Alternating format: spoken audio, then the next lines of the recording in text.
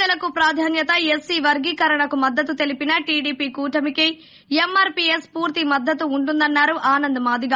స్థానిక ఎన్టీఆర్ భవన్ లో ఏర్పాటు చేసిన పాత్రికేయుల సమావేశంలో టీడీపీ రాష్ట ఉపాధ్యకుడు దామచల జనార్దన్ తో పాటు పాల్గొన్న సందర్భంగా మాట్లాడుతూ ఉమ్మడి ఆంధ్రప్రదేశ్ లో చంద్రబాబు నాయుడు ఆధ్వర్యంలో ఎస్సీ వర్గీకరణ ద్వారా మాదిగలకు 23,000 ఉద్యోగాలు ఇచ్చిన ఘనత టీడీపీదేనన్నారు.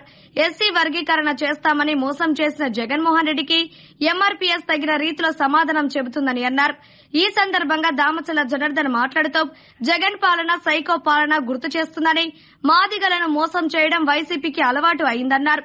టీడీపీ అధికారంలోకి రాగానే ఎస్సీ వర్గీకరణకు పూర్తి మద్దతు తెలపడమే కాకుండా మాదిగలకు అన్ని విధాల న్యాయం చేస్తామన్నారు.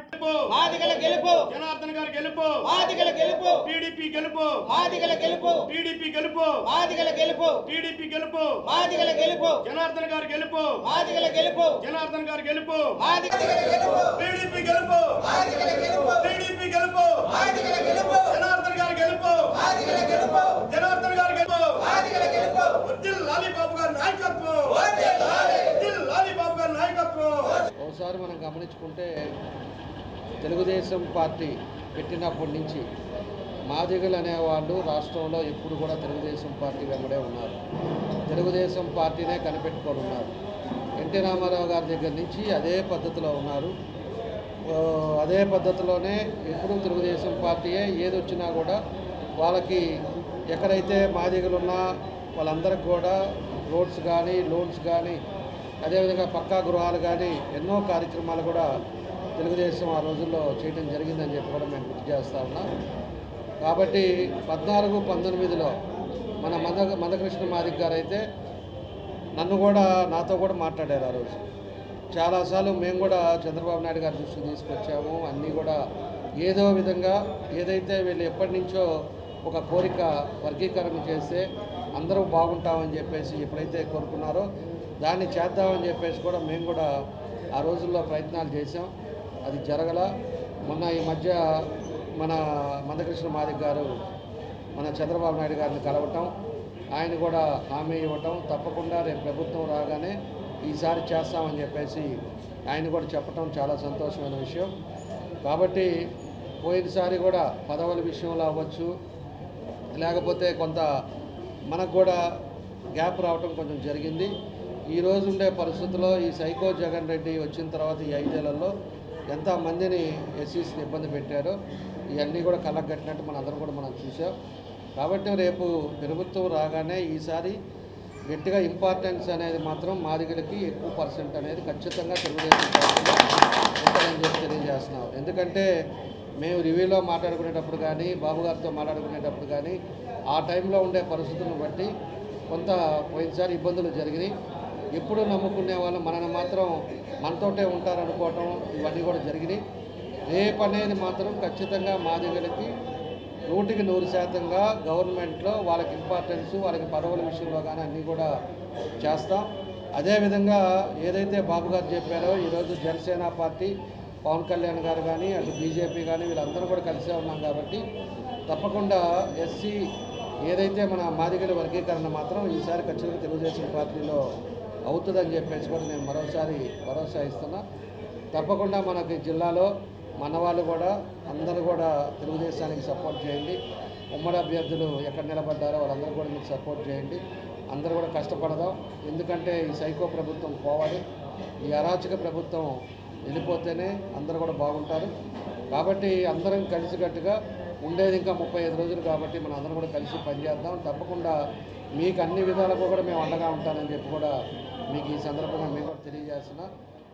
మాదిగ రిజర్వేషన్ పోరాట సమితి మందాకృష్ణ మాదిగ గారి నాయకత్వంలో ఎన్డీఏ కూటమిలో భాగస్వామైనటువంటి తెలుగుదేశం పార్టీ అభ్యర్థులకు గౌరవనీయులు మందాకృష్ణ మాదిగ గారి పిలుపులో భాగంగా ప్రకాశం జిల్లాలో ఉన్నటువంటి అభ్యర్థులకు ప్రకాశం జిల్లా పక్షాన మా సంపూర్ణ మద్దతు ప్రకటించడం జరుగుతుంది. మాదిగ రిజర్వేషన్ పోరాట సమితి ఎంచుకుంటారని చెప్పని మందాకృష్ణ మాదిగ గారి పక్షాన హెచ్చరిస్తూ మేము రాబోయే రోజుల్లో మాదిగ జాతి మొత్తం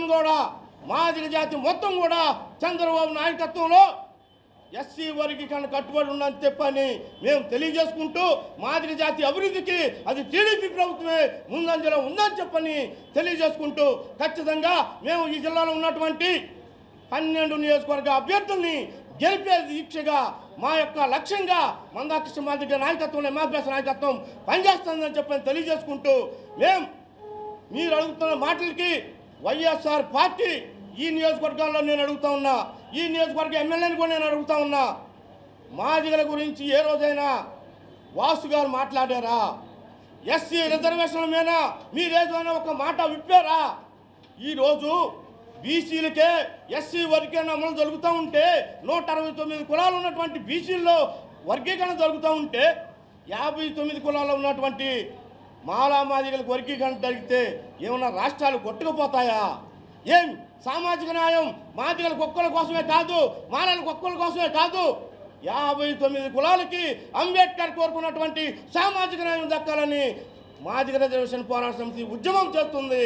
మీలాగా స్వార్థపరులాగా మీరు ఒంటెద్దు పోకడబోతూ ఈరోజు 30 సంవత్సరాలు కృష్ణమాదిగ గారు ఏ పార్టీ కండువు కప్పుకోకుండా ఆయన మెడలో నల్ల కండువే ఈరోజు వేసుకొని ఉంటే మీరు పోటుకో కండువా గంటువో కండువ కప్పుకుంటూ మాదిగ జాతిని తాకట్టు పెడుతున్నటువంటి మీరు స్వార్థపరులు.